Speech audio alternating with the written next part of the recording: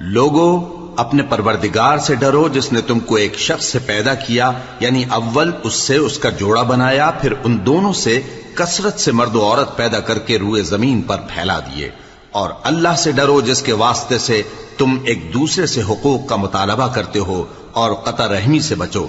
कुछ शक नहीं कि अल्लाह तुम्हें देख रहा है। और यतीमों का माल जो तुम्हारी तहवील में हो उनके हवाले कर दो, और उनके पाकीज़ा और उम्दा माल को अपने नाकिस और बुरे माल से न बदलो, और न उनका माल अपने माल में मिलाकर खाओ कि यह बड़ा सख्त गुनाह है।